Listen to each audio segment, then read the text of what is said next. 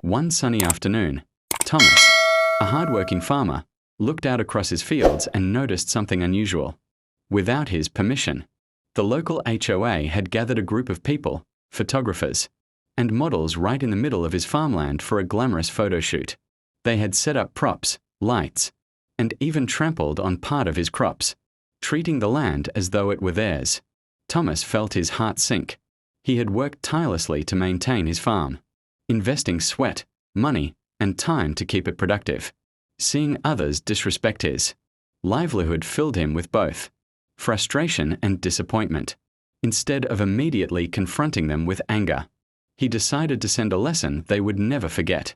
Thomas calmly climbed into his small crop dusting plane, the same one he used every season to fertilize his fields, and soared above the trespassers.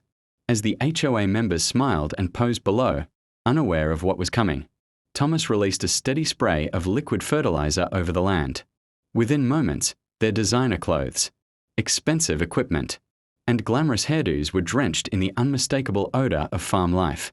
Screams and chaos erupted as the group scattered, trying to cover themselves from the sticky mess. Their once pristine photo shoot was ruined, and their arrogance quickly turned into humiliation. After landing his plane, Thomas walked up to the field, calmly, and reminded the group that this was private property, not a public park. He explained that farmland was not a backdrop for vanity projects, but a place of labor, livelihood, and sustenance. The HOA members, now red-faced and embarrassed, tried to argue at first, but they had no defense. They had never asked for permission, nor considered the farmers' rights. Slowly, they realized their mistake. The photo shoot had been organized to impress others, yet instead, it taught them a humbling lesson about respect.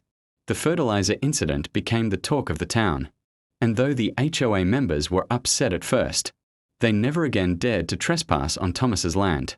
In fact, they later offered him a public apology, recognizing the value of his work and the dignity of his property. The moral of the story is that respect is a two-way street. Too often, people look down on the work of others or assume they can use what doesn't belong to them without consequence. Thomas's creative yet harmless act of justice showed that every person's effort deserves acknowledgement, and every space deserves respect. Wealth, status, or authority never justify arrogance.